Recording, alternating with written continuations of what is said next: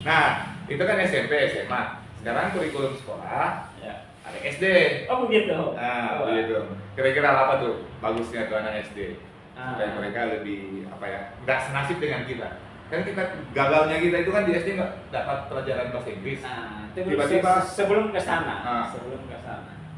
Jadi pada dasarnya, ya. Lanjut. ya, saya pernah setelah sepulang dari Kediri,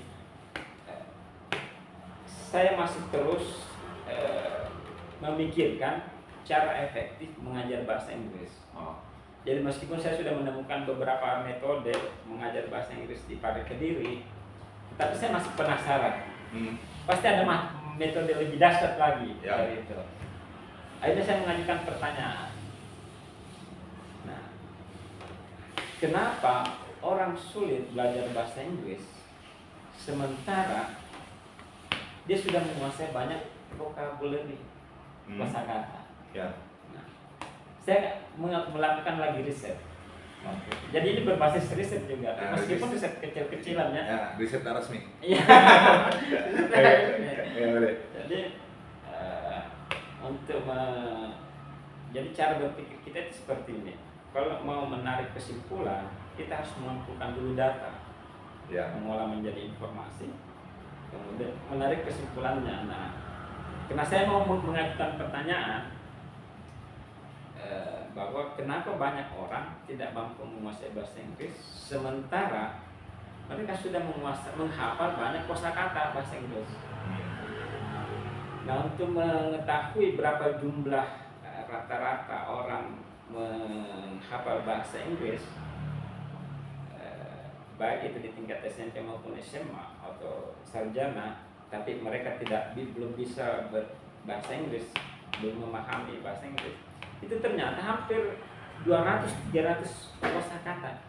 Banyaknya yang mereka kuasai. Dia hafal. Dia hafal. Dia tahu. Dia mengerti. Tapi nggak bisa pakai. Iya.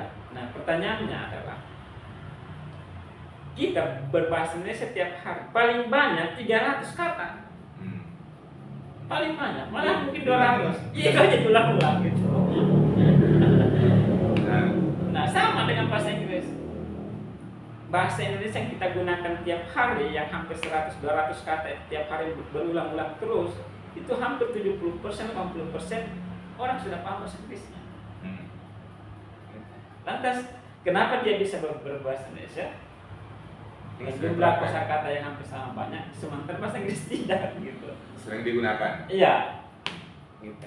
Nah, ternyata lagi-lagi metode mengajar.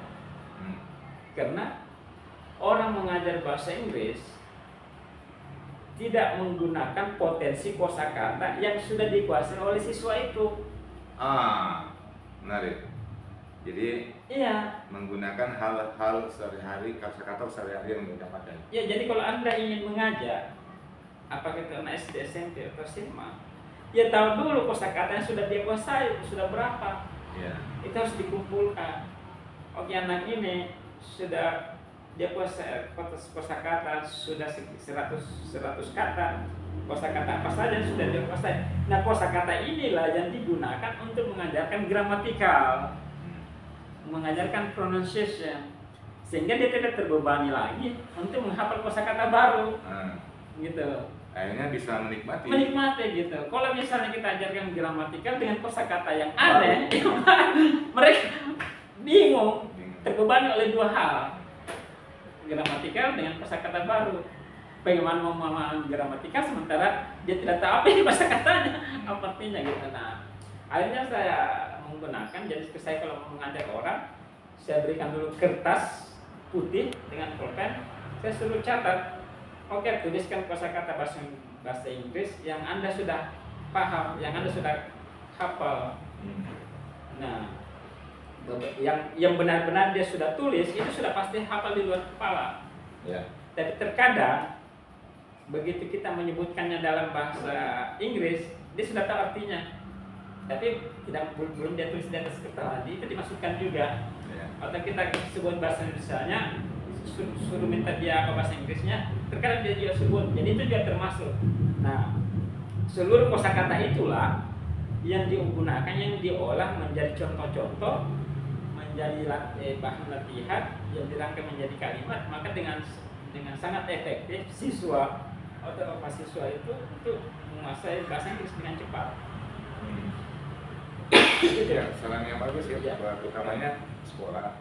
Betul. Karena sekolah itu kan sebenarnya yang lebih efektif. Ya. Intensitas pertemuan anak Betul. sekolah dengan gurunya itu jauh lebih tinggi daripada di lembaga-lembaga pendidikan. Nah, jadi seiring hari barulah ditambah kosakata baru 2-5 per hari, ditambah lagi digabung terus. Nah, begitulah salah satu, karena hampir semua, misalnya ada 10 siswa memiliki kesamaan penguasaan kosakata itu 90%, 80-90% sama. Hanya 10% yang beda. Jadi yang sama itulah yang digunakan bersama-sama untuk diajarkan bersama-sama. Itu salah satu metode yang terakhir yang saya temukan.